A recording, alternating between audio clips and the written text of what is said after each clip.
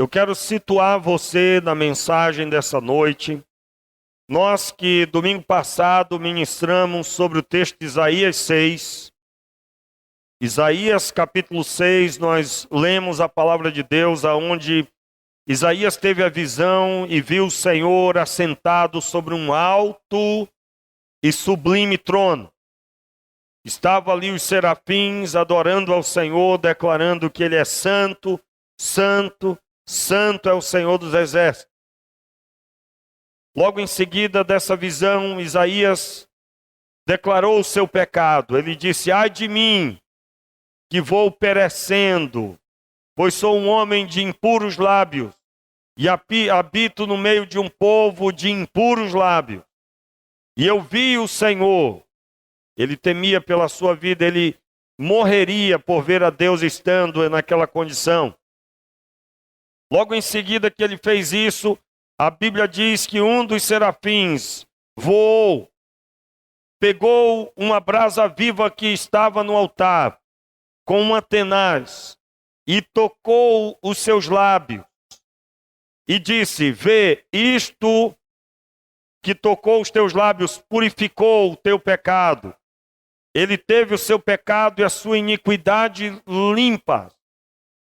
E logo em seguida ele ouviu a voz de Deus, aonde o Senhor convocava: a quem enviarei e quem há de ir por nós? E logo em seguida ele declarou: eis-me aqui, envia-me a mim.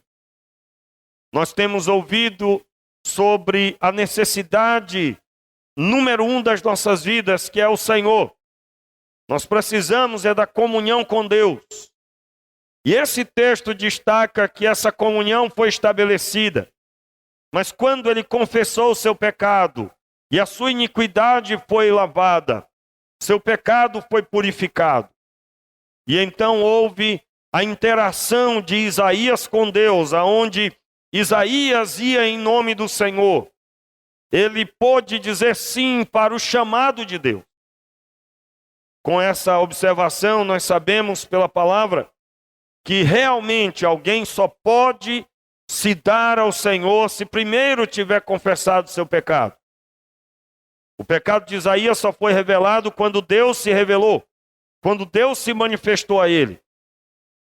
Nós encerramos na quarta-feira falando ainda sobre esse texto e destacamos a oração de Davi como um exemplo do caminho que nós precisamos percorrer para que o nosso pecado, aqueles que têm lutado contra um pecado específico, talvez desde que se converteu, você não tem conseguido se libertar de alguma situação, ou de um mal que perturba você, aonde você perde a sua cabeça, você acaba fazendo algo que depois se arrepende, não se controla. Ou seja, você tem uma área de sua vida que precisa ser transformada. Se nós que queremos essa experiência de transformação, sim, queremos, mas nós precisamos compreender a profundidade, o tamanho, a largura da distância que há entre nós e Deus diante de tal coisa. Nós não podemos conceber o entendimento de que um procedimento pecaminoso, algo deve ser rótulo, deve ser assumido como conduta, de forma que a pessoa não tem absolutamente nenhum propósito de mudança. Você conhece alguém assim? Não siga esse modelo. Nosso modelo é Jesus Cristo. Nosso modelo é Jesus. Então, nós estamos para ler o texto que narra o momento em que o pecado de Davi foi exposto pelo profeta Natã. E nós estamos à procura de entender um pouco mais sobre este assunto. Entender como vencer a situação do pecado alojado, quando a pessoa nem sequer sabe que está em pecado.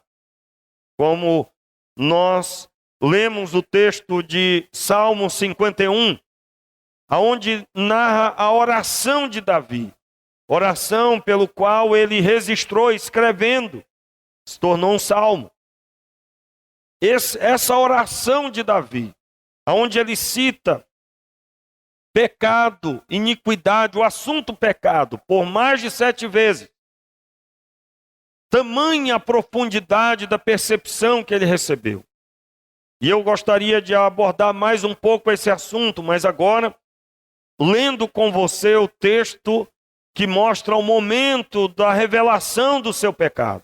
Assim como Isaías teve o seu pecado revelado quando ele viu a Deus, a presença de Deus iluminou e ele pôde perceber as trevas que ainda existiam nele. Eu quero ler com você agora a origem, o anterior ao Salmo 51 na vida de Davi.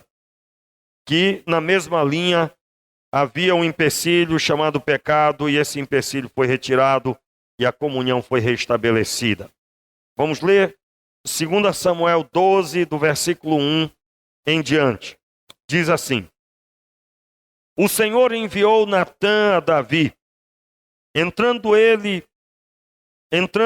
a ter com Davi, disse-lhe: Havia numa cidade 2 homens, um rico e outro pobre.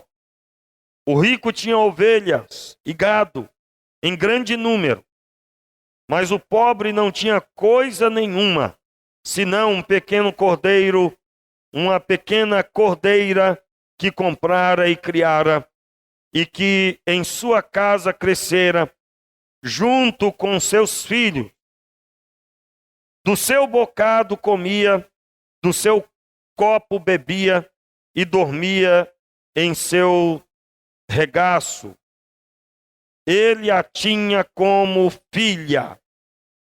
Chegando um viajante do homem rico, não quis este tomar das suas ovelhas do seu gado, para dar de comer ao viajante que viera a ele. Em vez disso, tomou a cordeira do pobre e a preparou para o homem que lhe havia chegado. Verso 5. Então o furor de Davi se acendeu sobremaneira contra aquele homem e disse a Natã: Tão certo como vive o Senhor, digno de morte é o homem que fez isso. Eu gostaria que você ouvisse a sua voz proferindo o versículo 5. Diga mais forte, por gentileza. Então o furor de Davi se acendeu sobremaneira contra aquele homem e disse a Natã: Tão certo como vive o Senhor, digno de morte é o homem que fez isto. Pela cordeira restituirá o quádruplo, porque fez tal coisa e não se compadeceu. Então disse Natã a Davi, todos juntos: Tu és este homem, mais forte, tu és este homem, assim diz o Senhor, Deus de Israel: Eu te ungi rei sobre Israel e te livrei das mãos de Saul. Deite a casa de teu senhor, pode continuar. Deite a casa de teu senhor e as mulheres de teu senhor em teus braços. Também te dei a casa de Israel e de Judá, e se isto fosse pouco, te acrescentaria muito mais. Porque desprezastes a palavra do Senhor, fazendo mal diante dos seus olhos? A Urias o heteu mataste a espada, e a sua mulher tomaste por tua mulher, e a ele mataste com a espada dos filhos de Amon. Agora, portanto, a espada jamais se apartará da tua casa, porque me desprezastes e tomastes a mulher de Urias o heteu para ser tua mulher. Assim diz o Senhor: Eu suscitarei da tua própria casa o mal sobre ti, e tomarei as tuas mulheres perante os teus olhos, e as darei ao teu próximo, a qual se deitará com elas à plena luz do dia. Tu o fizeste em oculto, mas eu farei este negócio perante toda Israel e à plena luz do dia. Então disse Davi a Natã: pequei, todos juntos, mais uma vez, verso 13. Então disse Davi a Natã: pequei contra o Senhor. Respondeu Natã: o Senhor perdoou o teu pecado, não morrerás. Verso 14. Mas porque com efeito deste lugar a que os inimigos do Senhor blasfemem, o filho que te nasceu morrerá. Vamos orar? Meu Pai, muito obrigado pela tua palavra impactante, extremamente potente ao nosso coração. Te pedimos, Pai, abra os nossos olhos, seja o nosso coração quebrantado. Queremos confessar-te, Senhor. Queremos expressar diante de ti, Senhor, a nossa pequenez. E pedimos, Pai, revela a tua grandiosidade, trazendo a purificação do pecado, trazendo o entendimento da profundidade e a largura do mal que tenhamos buscado e que ainda esteja presente em nossa vida. Em nome de Jesus. Amém.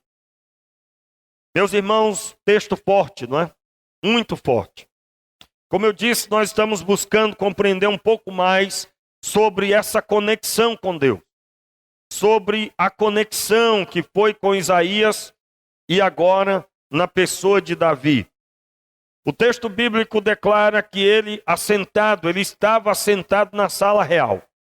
Na sala real havia sempre um grupo de pessoas. Não se sabe ao certo quantas pessoas, mas havia um número expressivo de pessoas nesse momento. E ele estava sendo consultado, ele estava recebendo indagação do profeta Natã. E ele então recebe uma parábola. Essa parábola contava a respeito de um homem que tinha somente uma ovelhinha. E o outro tinha tantas centenas, porque era rico. E ele, quando ouve essa história de que o rico cobiçou a única ovelha daquele homem pobre, ele fica indignado. A Bíblia diz, conforme lemos, então se acendeu a ira de Davi. Irmãos, esse texto é um texto fortíssimo, conforme eu disse, potente, porque ele mostra a realidade da nossa vida. E a realidade da nossa vida, talvez você, quando leu a história de Davi, você ficou indignado. Uma das provas que a palavra de Deus, que a Bíblia é a palavra de Deus, é que se a Bíblia fosse escrita por homens, estes homens ocultariam suas mazelas e contariam estas mazelas. Um exemplo disso são os evangelhos. Os autores dos textos não escondem suas mazelas.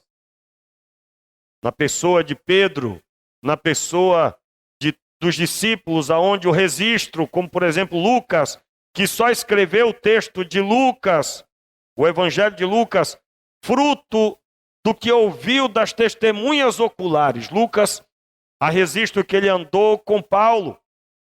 Ele esteve com Paulo e Paulo o ajudou bastante nesse trabalho também, ainda que esse registro não seja tão divulgado. Mas Lucas, conforme o próprio evangelho diz, ele não andou com Jesus. Talvez você já pode ter observado no meio dos 12, lá não está o nome de Lucas. Muitos até proferem a Lucas, discípulo de Jesus. Sim, ele era discípulo de Jesus como eu e você, mas ele não era um dos 12. Ele tinha um ofício médico, ele era médico, provavelmente por isso que é um dos textos de maiores detalhes. Mas ali você encontra também os detalhes a respeito das mazelas dos homens. Suas falhas, suas loucuras. Coisas que de outra forma não seriam registradas. E aqui nesse texto não é diferente. O texto bíblico narra que um homem de Deus de repente põe os pés pelas mãos. Como eu disse, aqui certamente você quando leu a primeira vez ficou assustado. Como é possível acontecer tão grande pecado com uma pessoa como essa?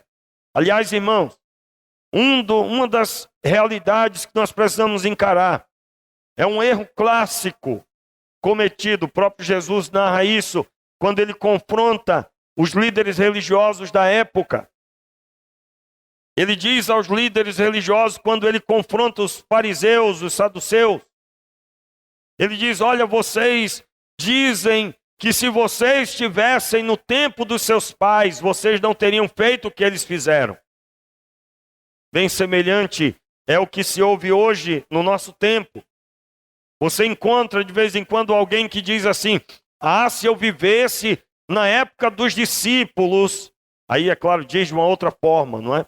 Se eu vivesse na época dos discípulos, certamente eu seria uma bênção. Eu seria firme porque eu estaria vendo o próprio Jesus. Então, a minha vida espiritual seria extraordinária. É uma boa forma de transferir responsabilidade. Mas não é diferente da realidade da época de Jesus. O ser humano é o mesmo, irmão. Só mudou a época, só mudou a cultura local.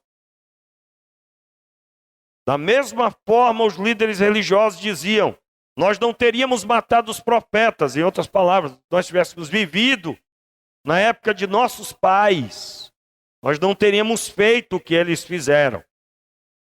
Ou seja, se nós tivéssemos ouvido a palavra profética como eles ouviram, nós não teríamos sido duros. Coitados. Coitados. Por quê? Jesus estava ali pregando e eles queriam matar Jesus. Ou seja, eles falavam de algo que não sabiam. E o primeiro entendimento que nós precisamos para haver quebrantamento na nossa vida, irmãos, é compreender a estrutura humana. Compreender. Quando Davi ouve essa história, essa parábola, então se acende a sua ira. Esse homem tem que morrer. Se Natan dissesse: esse homem é o fulano de tal, Davi teria mandado matar. Davi teria mandado matá-lo.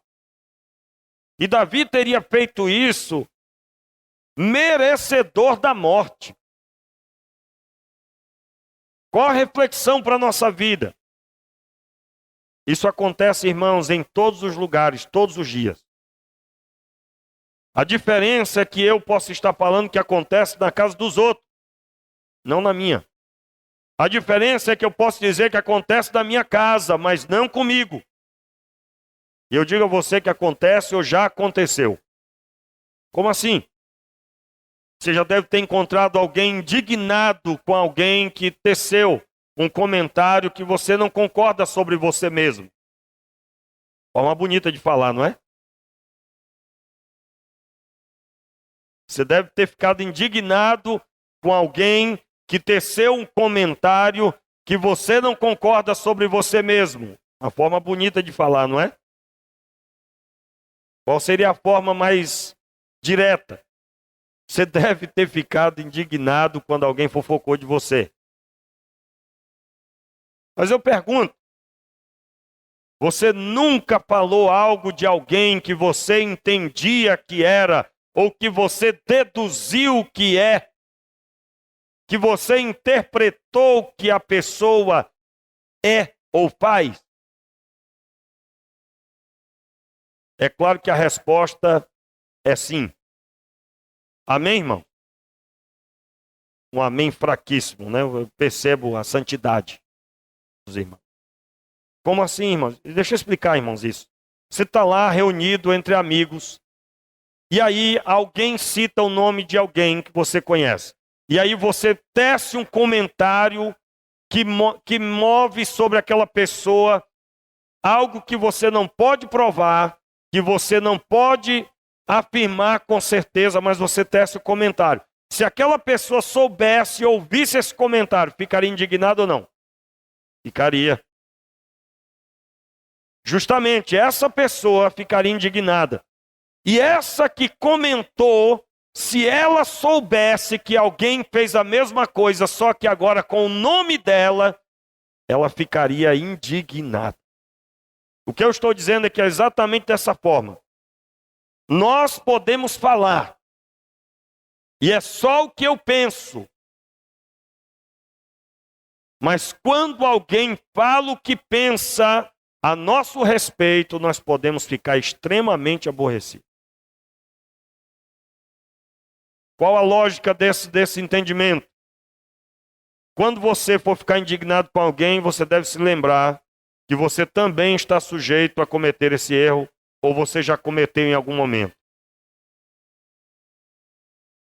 Isso causa o entendimento que você tem maturidade.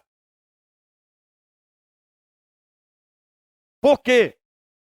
Porque nós não vamos cobrar dos outros aquilo que talvez nós não conseguimos ainda resolver na nossa vida, ou em algum momento nós já fomos assim.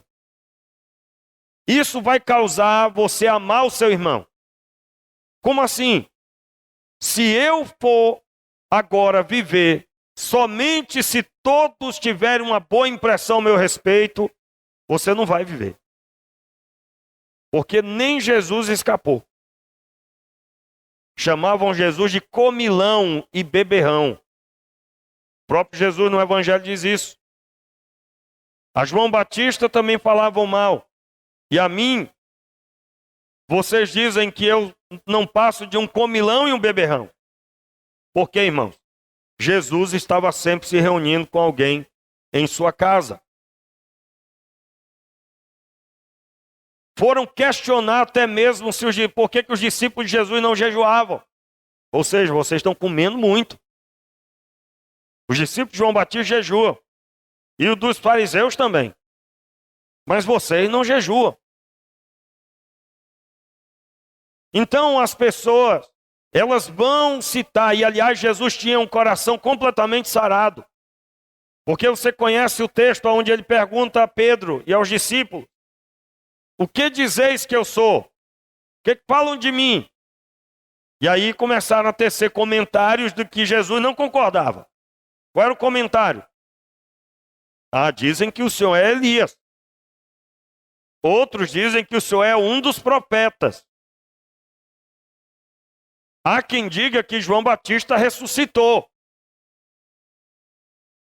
próprio Herodes acreditava nisso. Quando ele ouviu que Jesus fazia milagre, ele diz: olha, João Batista ressurgiu. E Jesus pergunta aos discípulos: e vocês, o que dizem que eu sou? E então Pedro responde: tu és o Cristo, o Filho do Deus vivo. E Jesus então diz: olha, não foi carne nem sangue que te revelou. Foi Deus quem te revelou. Então Jesus queria saber o que os outros estavam dizendo? Não, irmãos. Ele queria ouvir qual era a visão dos discípulos, porque Jesus estava andando com eles. Os discípulos estavam andando com Jesus. Essa compreensão de que os outros vão ter interpretação diferente a nosso respeito, Jesus sabia. Jesus entendia que isso é algo que pode acontecer em qualquer hora, em qualquer momento. E Jesus absolutamente não ficava preocupado mesmo com isso. Irmãos, essa é uma área que incomoda bastante as pessoas. Incomoda muito as pessoas. O que os outros estão pensando, o que as pessoas estão falando. Meu conselho para você é que você entenda que você não vai conseguir controlar o pensamento das pessoas. E quase sempre a pessoa indignada é uma pessoa que já cometeu ou está cometendo tal coisa. Aquele que conhece o tamanho, a largura e a profundidade do seu pecado terá compreensão quando se aproximar de alguém que está vivendo no pecado. Eu me recordo, irmão, nas minhas amizades, principalmente no início da conversão, já citei aqui, tinha pelo menos 15 rapazes que se reuniam, só os jovens. Nós tínhamos, o mais velho entre nós tinha 19 anos. Eu tinha 17. Parte deles são pastores hoje. E eu me recordo de momentos em que nós tínhamos... éramos chamados, ou até mesmo eu passei por isso, onde 2 deles queriam falar comigo. E aí era para quê? Diz, olha, você falou tal coisa, tal dia, eu não gostei, fiquei chateado que você falou. Aí o que aconteceu? Reconheci, pedi perdão e continuamos a amizade de forma que somos amigos até hoje. Mas o que é que deve acontecer? Eu, por exemplo, eu estou citando para você, eu já cometi esse erro. O que deve acontecer? Reconhecer e automaticamente você tomar cuidado para não tecer comentário que não tem objetividade. Qual seria o objetivo desse comentário? Você está ajudando a pessoa, você está pedindo ajuda a alguém para ajudar uma pessoa, então todo qualquer comentário tem o objetivo de abençoar essa pessoa. Você está empenhado em auxiliar essa pessoa. Mas se você não tem nada a ver com isso, você não tem proximidade, você deve guardar em seu coração e deve orar pela pessoa. Mas isso é muito difícil, muito complicado, principalmente se a pessoa não tem a percepção de suas falhas. Você comete falhas. Quando alguém lhe fala de suas falhas, qual é a sua reação? Você fica chateado com a correção? Irmão, se nós ficamos chateados com a correção que os homens fazem, nós teremos dificuldade com a correção de Deus. Teremos. Amar a correção é algo que só se consegue com oração diante do Pai. Porque eu tenho que entender o objetivo. A correção é algo benéfico. A falta da correção causará a morte. Quando o texto bíblico fala sobre criação de filhos, na linguagem de hoje você encontra o texto em Provérbios dizendo, olha, umas palmadas não causará mal à criança, não a matará. Pelo contrário, salvará a sua vida. Claro, ali está falando da correção, da disciplina. Da mesma forma, se nós não aceitamos a correção, nós estamos sujeitos à morte. O que aconteceria se eu tivesse deixado de reconhecer meu erro para aqueles meus amigos? O que aconteceria? Certamente eu não poderia dizer, talvez, que eu estou com amizade com eles até hoje.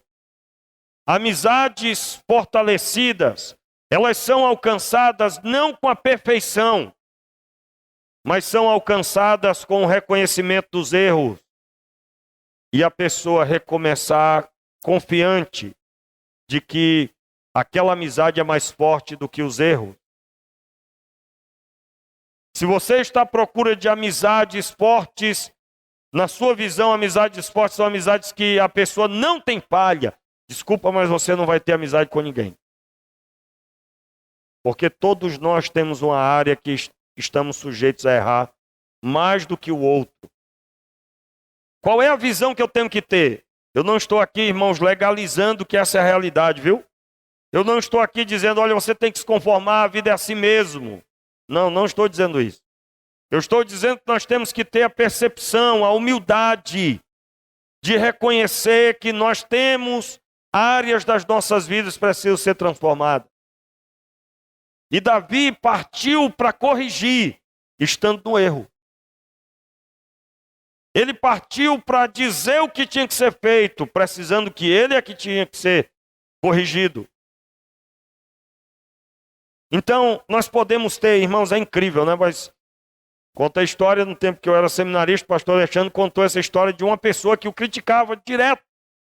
O criticava muito no púlpito. Ah, pregar é mole. Poxa, pastor Alexandre prega aí, fácil. Ah, se fosse eu. Aí chegou o mês dos jovens, o mês que a juventude pregava, os batistas sempre têm esse costume, em muitos lugares, e aí foi dada a oportunidade para aquele rapaz, o pastor Alexandre sabia, né, da conduta, aí fez questão de destacar ele mesmo, aquele irmão, para pregar. Irmãos, tinha uns 3 meses antes, e ele foi convocado para estar pregando naquele período. Quando chegou um mês, esse irmão já estava batendo uma perna na outra. Quando chegou uma semana, já estava quase passando mal. Mas literalmente, o homem suava frio. Porque ele ia pregar. E ele, no dia que foi pregar, irmãos, pior de morrer. No testemunho contado pelo pastor, a gente parecia que o irmão ia morrer. Ou seja, criticar é algo que as pessoas às vezes estão sujeitas a fazer sempre. Aliás, irmãos, isso é um veneno para a vida espiritual. A crítica sem objetivo de ajudar, ou seja, a crítica que não é construtiva, ela envenena a pessoa que profere. Eu não sei se você já percebeu, mas quanto mais se fala mal ou se fala o defeito dos outros, mais enfraquecida a vida espiritual da pessoa está tendenciosa a ficar. Meu conselho é que você dê uma meia volta, volver em você mesmo. Quando vier a vontade de falar de um procedimento que deveria ser diferente de alguém, você deve parar ali e dar dizer um não para você mesmo. E você decidir falar da Bíblia, falar a palavra de Deus, proferir os seus alvos de edificação, proferir o seu anseio pela vontade do Senhor. Mas principalmente, quando vier a vontade de falar, você lembrar que você também tem a mesma estrutura. Sabe qual é o efeito disso, irmão? Conta a história de uma igreja, onde uma moça, aquela igreja tinha esse costume, uma moça, ela começou a namorar com um rapaz e ela engravidou. O rapaz não era crente e o pastor orientou e ela veio à frente e pediu perdão à igreja.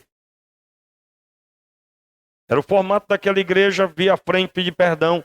E ela veio e houve um grande quebrantamento naquela igreja, o que o testemunho que eu ouvi de um pregador. Houve um grande quebrantamento porque as pessoas se levantaram. Ela começou a contar e começou a chorar. E as pessoas se levantaram e vieram abraçá-la na hora. E choraram com ela ali. E houve um grande quebrantamento naquela igreja. Aquela moça se sentiu acolhida. Irmãos, para alguém ter levantado e vir à frente, certamente não olhou de cima para baixo. Certamente lembrou de suas falhas no decorrer de sua vida. Em nome de Jesus, irmão. Você faz como quando você ouve o pecado de alguém? Quando você ouve que alguém teima em cometer o pecado de sempre. O que é que você faz? Qual a sua atitude? Você ri, se alegra, e isso pode acontecer no coração, ninguém vê, mas pode acontecer. Eu estava tratando uma situação um tempo numa congregação que eu dirigia. Um irmão passou por um processo muito triste no seu casamento. Ele foi traído. No final, infelizmente, o casamento acabou, irmão. A dureza do coração dele era muito grande, da esposa também. E o casamento encerrou-se. E eu me lembro que no período que ele aparentemente tinha perdoado sua esposa, ele teve acesso a outras pessoas que passaram a mesma coisa.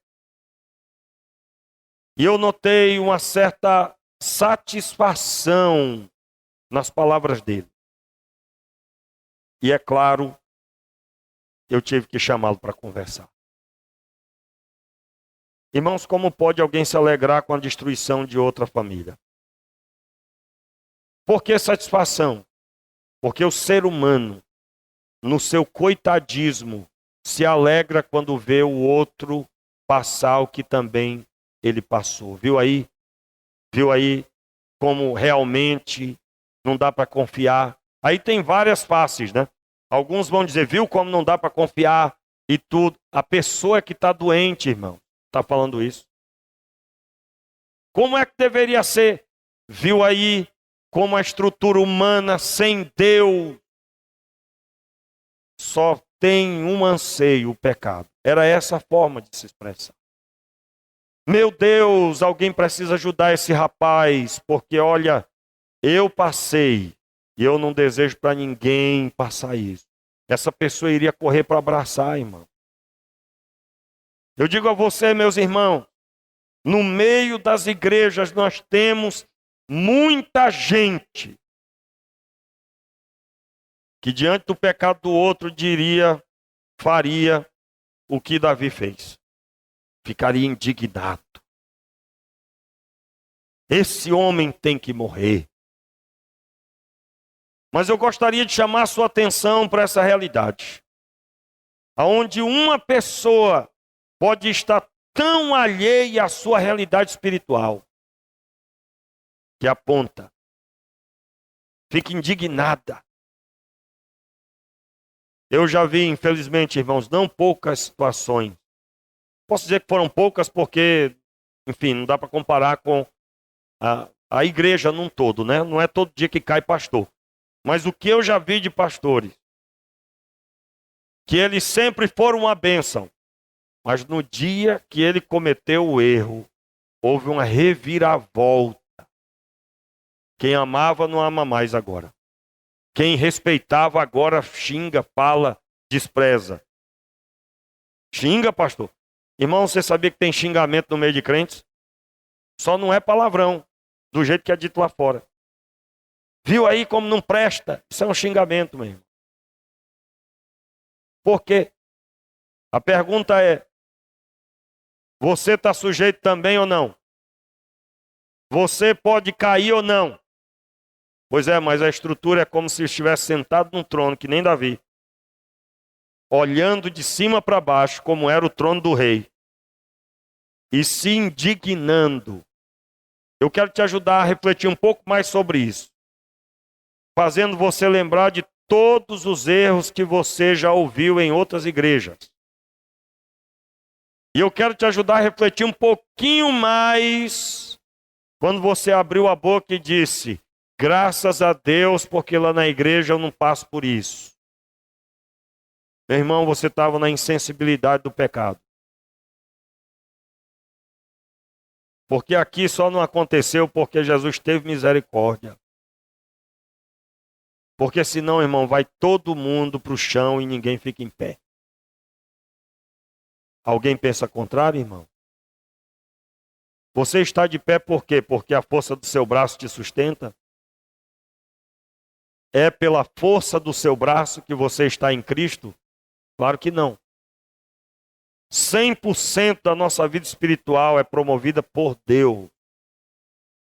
Zero participação nossa. Mas eu quis buscar. Você só quis buscar porque o Senhor te conduziu. O Senhor te carregou até aqui. Então, irmãos, nós não concordamos com o pecado, mas não desprezamos o pecador. Em que sentido? Eu não vou me alegrar. Eu não vou agir conforme. É que nem ouvir que o ímpio morreu. Se você se alegra com a morte do ímpio, você não foi alcançado por uma espiritualidade abençoada. Por quê? Porque a Bíblia diz que Deus não tem prazer na morte do ímpio. Se você tem como Senhor da sua vida o Senhor nosso Deus, você vai fazer algo diferente dele, por quê? Então, todas as vezes que você disse para alguém que está na vida do crime, por exemplo, e você disse, tem que morrer. Se você for buscar a Deus e ler, estudar a palavra de Deus, você vai dizer que Deus não diz isso. Não era o projeto de Deus que eles morressem. Então eu, que sou servo de Deus, não vou dar um passo diferente do meu Deus. Irmãos, o reconhecimento do pecado começa quando eu desço do alto, desço do trono, quando eu me coloco no mesmo nível das pessoas. Quando você ouvir que seu irmão caiu, porque amanhã ou depois você pode ouvir que alguém caiu. Você vai pedir misericórdia, você vai buscar orar por ele, você vai se aproximar dele. Talvez você nunca nem falou com a pessoa direito quando ele estava em Cristo. Mas agora você vai falar porque ele caiu. Vai ser o contrário. Ele caiu, agora é que ele precisa de mim. Antes ele estava que nem eu. Agora é que ele precisa de ajuda. Ou seja, o contrário, diferente do que se vê. Eu cresci vendo isso na fé. Normalmente, quando alguém se desvia, as pessoas deixam de falar. As pessoas deixam de ter contato. E a maioria das vezes não é porque agora não é mais crente, é porque tem receio de se aproximar. Isso não pode acontecer, irmão. Você deve ter a mentalidade de que a pessoa que está afastada está se sentindo excluída. E você deve procurar a pessoa e dizer, olha, conta comigo, o que você precisar. O que você precisar, se você está precisando de ajuda, pode contar comigo. Eu acredito plenamente que se a pessoa não voltar com essa fala, mas vai ser plantada uma semente ali, que vai ajudá-la a retornar. Irmãos, nós temos que reconhecer a nossa estrutura. Nós precisamos reconhecer a nossa estrutura. Todas as vezes que alguém elogia essa igreja, ou que eu recebo um elogio, eu não me alegro.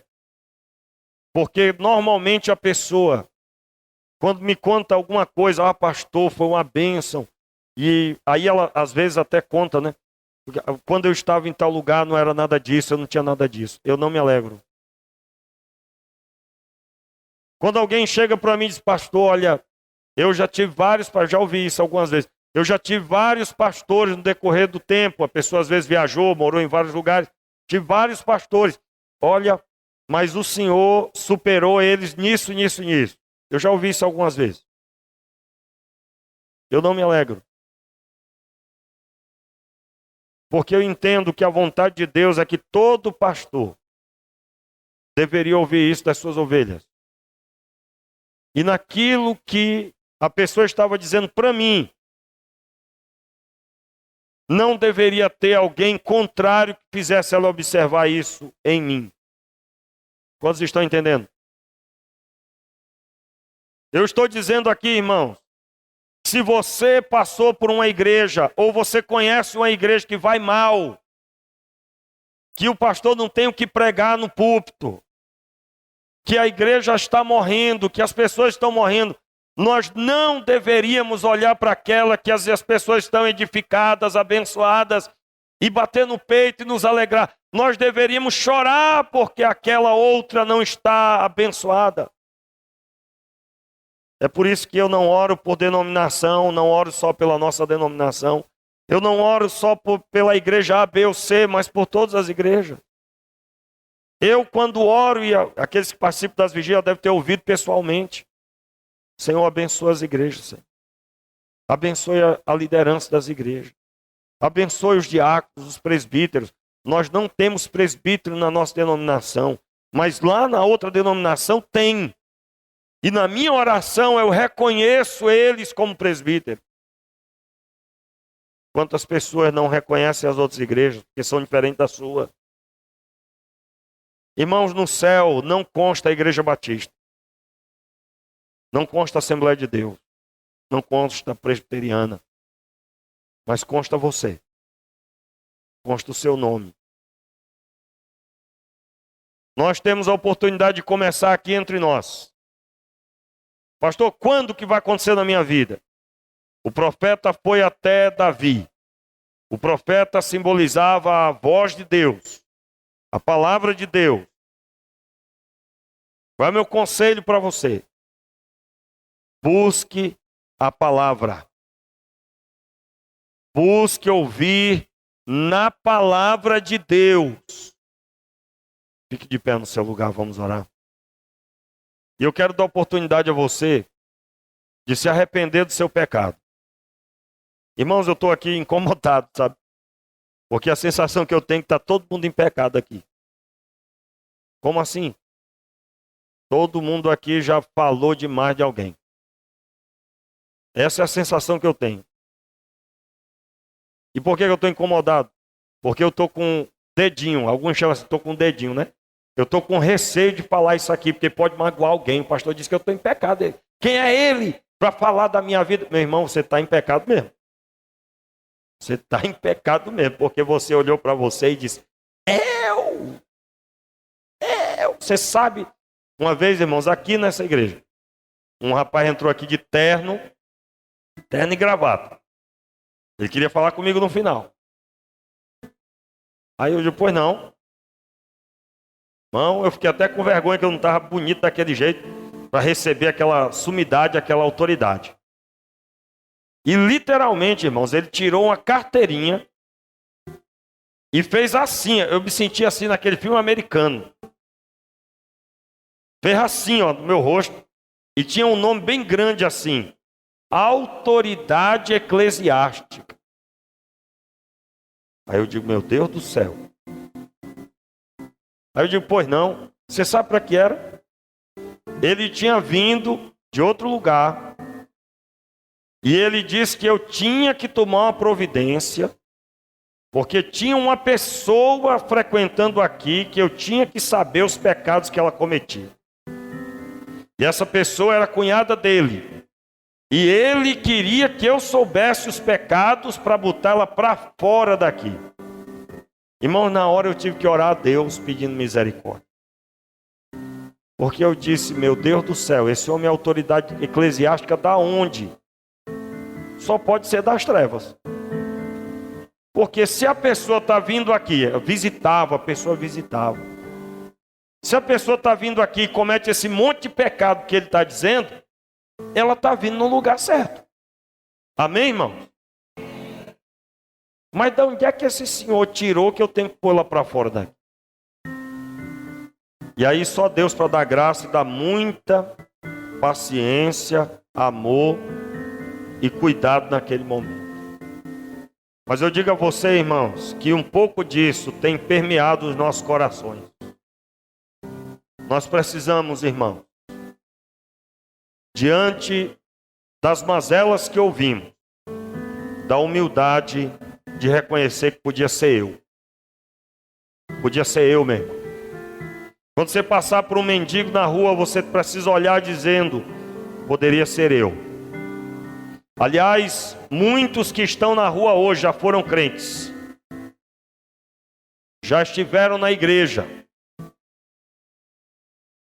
Poderia ser eu.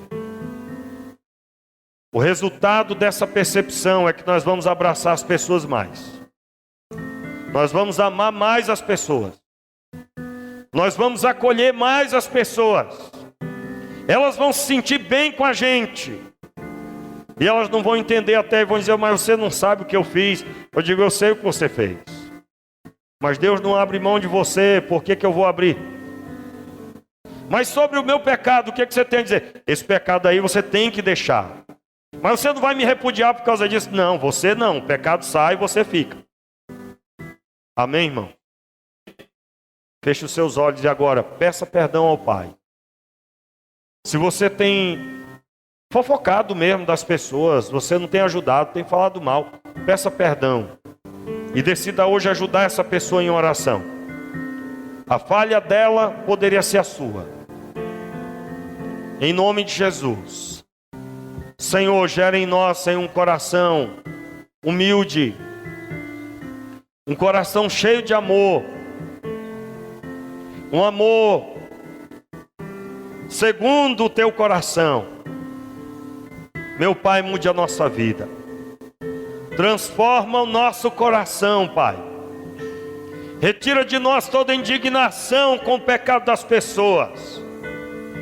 E dai-nos amor pelas pessoas. Ainda que elas permaneçam no pecado, Senhor, nós um dia permanecemos também. Um dia defendíamos o pecado até. Declarávamos que o pecado é uma coisa boa. E o Senhor teve para conosco misericórdia e graça. Ajuda-nos, Senhor, a separar as coisas. O pecado não é uma coisa boa. O Senhor não ama o pecado, mas ama o pecador. Ajuda-nos, Senhor, a vivermos essa realidade. Ajuda-nos, Senhor, a nos lembrar das nossas falhas, sabendo de que se não fosse o Senhor, nós ainda estaríamos nelas. De forma que nos aproximemos do pecador, com amor e carinho. Mude a nossa vida, Senhor. Retira de nós, Senhor, a indignação de querer a morte das pessoas. Retira de nós, Senhor, a visão que Davi teve, que ele pediu a morte dessa pessoa que havia cometido o erro. Meu Pai, nós sabemos que para ter comunhão contigo nós precisamos dessa humildade.